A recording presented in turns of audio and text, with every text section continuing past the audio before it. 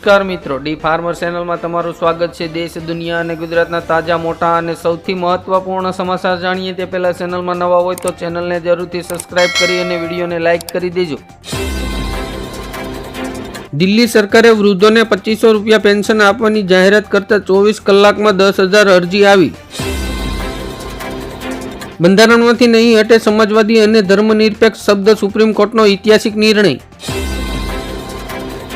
TMC સાંસદ કલ્યાણ બેનર્જીએ જણાવ્યું કે કોંગ્રેસે અહંકાર છોડીને ઇન્ડિયા ગઠબંધનના નેતા તરીકે મમતા બેનર્જીને સ્વીકારવા જોઈએ। પુતિનની પરમાણુ ચેતવણી છતાંય ફ્રાન્સે યુક્રેનને ઘાતક મિસાઇલોનો ઉપયોગ કરવાની આપી મંજૂરી।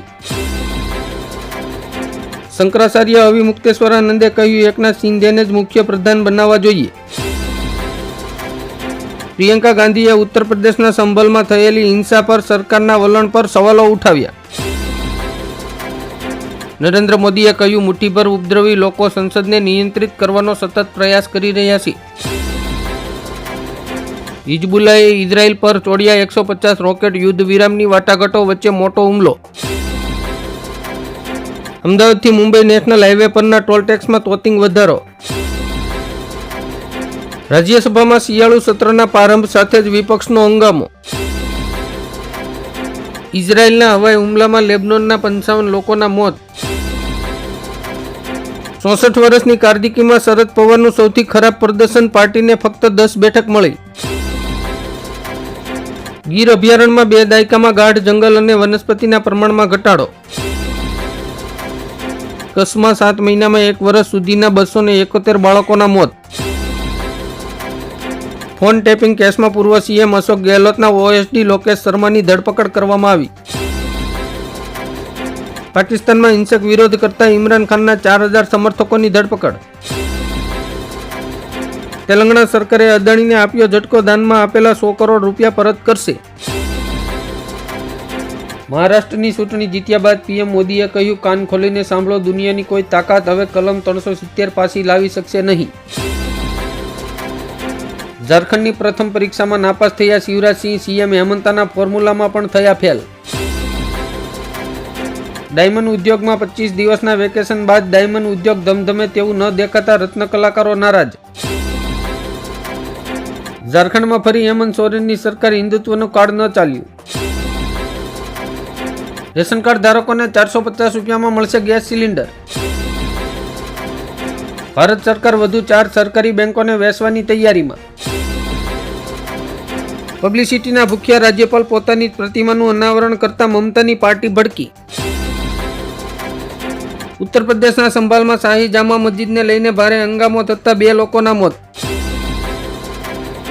પાકિસ્તાનમાં શિયા સુન્ની વચ્ચેની અથડામણમાં વધારો, 300 થી વધુ પરિવારોનું સ્થળાંતર, 150 થી વધુ લોકોના મોત। માયાવતીની મોટી જાહેરાત, ઈવીએમ દ્વારા નકલી વોટ નાખવામાં આવી રહ્યા છે, બીએસપી કોઈ પેટા ચૂંટણી નહીં લડે। સુનિતા વિલિયમ્સ પર મોટું સંકટ, પે સ્ટેશનમાં લીકેજના કારણે બ્લાસ્ટ થવાનું જોખમ। સુરતના મહિધરપુરામાં ગલ્લે મંડીના વેપારી પાસેથી 6.9 કરોડના હીરા લઈ 11 વેપારીઓ અને દલાલનું ઉઠમણું। તેજસ્વી યાદવે કહ્યું પેટા ચૂંટણીમાં રાજદની હાર કોઈ મોટી વાત નથી, 2025માં અમે જીતીશું। મકાન કે દુકાન ભાડે આપતા પહેલા ભાડુઆત નોંધણી નહીં કરાવનાર મકાન માલિકો સામે પોલીસની કડક કાર્યવાહી। પેટા ચૂંટણીમાં બસપાને ભારે નુકસાન, 9 બેઠકો પર ડિપોઝિટ જપ્ત, 2012 થી ગ્રાફમાં ઘટાડો। ભવનાથ મહંતની ગાદી મેળવવા જૂનાગઢના ગાદી પ્રેમી સાધુઓએ મહાયુદ્ધ છેડ્યું। 70 રૂપિયા કિલોના ભાવે વેચાતા લસણના ભાવ 500એ પહોંચ્યા। ચૂંટાયા પછી પાર્ટીની સાથે રહીશું, ઉદ્વે જૂથના શરદ પવારના નેતાઓ પાસે લખાવ્યા શપથપત્ર। ભાજપના કોર્પોરેટરની હત્યા પર જૈન મુનિ સૂર્યસાગરનો આક્રોશ, યોગી આદિત્યનાથ પાસેથી કંઈક શીખો। કંઈક તો ગડબડ છે, આ જનતાનો નિર્ણય ન હોઈ શકે, સંજય રાવતે ઉઠાવી આંગળી। ગૌતમ અદાણીએ વીજળી વેચવા માટે 2100 કરોડની લાંચ આપી। આસારામે સજા સ્થગિત કરવાની માંગ કરી સુપ્રીમ કોર્ટે ગુજરાત સરકારને નોટિસ ફટકારી। ઝારખંડમાં હેમંત સોરેને 24 વર્ષનો રેકોર્ડ તોડ્યો। ખિસ્સું ઢીલું કરી રાખજો, આજથી સીએનજીના ભાવમાં વધારો, પ્રતિ કિલોગ્રામે 2 રૂપિયાથી વધુ ચૂકવવા પડશે. ઓમર અબ્દુલ્લાનું મોટું નિવેદન, કાશ્મીર સરકારમાં કોંગ્રેસનો હિસ્સો નથી. કેન્દ્રની મદદ વગર બંગાળમાં દરેકને ઘર આપીશું, મમતા બેનર્જીની મોટી જાહેરાત.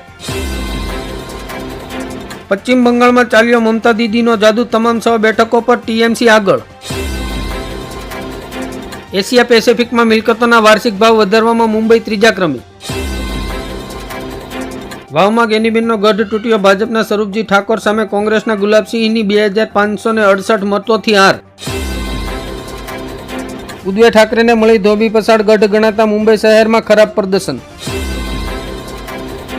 સિંગતેલમાં 3 દિવસમાં ₹80.80 ઘટાડો.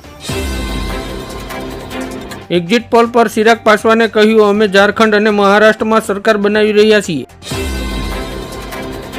ઉત્તર ભારતમાં હવામાનનો ટ્રિપલ એટેક, આઈએમડીએ ઠંડીને લઈને એલર્ટ જાહેર કર્યું. યુપી પેટા ચૂંટણીમાં સીટો પર નંગા ડાન્સ, એસપી નેતા રામ ગોપાલે લગાવ્યો ગંભીર આરોપ. સ્કૂલોની મનમાની હવે ઠંડીમાં નહીં ચાલે, ગુજરાતના શિક્ષણ મંત્રીએ આપી દીધી કડક સૂચના. ફરીથી તબાહી મચાવવા આ 11 રાજ્યોમાં આવી રહ્યું છે ચક્રાવત, મુશળધાર વરસાદને લઈને રેડ એલર્ટ જાહેર. સોમવારે અજીત પવાર રાજ્યના નવા મુખ્ય પ્રધાન પદના શપથ લેશે. જમ્મુમાં કાશ્મીરી પંડિતોની દુકાનો પર બુલડોઝર ફેરવી દેવાયું. ગુજરાતમાં જંત્રીના દરમાં વધારો થવાથી લોકોને મકાન ખરીદવું 35 થી 40% મોંઘું થશે. ખાદ્ય તેલોમાં મોટો કડાકો, પામોલીન તેલમાં એક જ દિવસમાં ₹50નો ઘટાડો. ખેડૂતોને ગુજરાત સરકારની મોટી ભેટ, પાણીની ફાળવણી અંગે લેવાયો મોટો નિર્ણય. સચિન પાયલોટે કહ્યું, સંસદમાં રાહુલ અને પ્રિયંકા ગાંધી બીજેપી અને એનડીએની મુશ્કેલીઓ વધારશે. મુંબઈમાં લોકસભાની સરખામણીએ મુસ્લિમ બહુમતી ધરાવતા વિસ્તારમાં મતદાન ઓછું થયું. મહારાષ્ટ્ર ચૂંટણીના પરિણામો પહેલા ભાજપે શરૂ કરી દીધી સરકાર બનાવવાની તૈયારી, હેલિકોપ્ટર અને હોટલો બુક. આપનો નવો નારો, કેજરીવાલે કહ્યું, બીજેપી આવશે તો વીજળી અને પાણીના બિલ ચૂકવવા પડશે. આજે વાવની હાઈ વોલ્ટેજ બેઠકનું પરિણામ, 23 રાઉન્ડના અંતે ખબર પડશે મતદારોનો મિજાજ. સુરતમાં વાહન ચલાવતા લોકોને મોટી ચેતવણી, વાહનમાં વ્હાઇટ લાઇટ લગાવેલી હશે તો થશે મોટી કાર્યવાહી. ઓસ્ટ્રેલિયન સરકારે 16 વર્ષથી ઓછી ઉંમરના બાળકોને સોશિયલ મીડિયાનો ઉપયોગ કરવા પર પ્રતિબંધ લગાવ્યો. સોમનાથ રાજ્યના વિકાસ માટે રાજ્ય સરકાર તૈયાર કરશે રોડમેપ. દેશમાં પ્રોપર્ટીના ભાવ પહોંચશે આસમાને, $11 અબજ રોકાણની અપેક્ષા.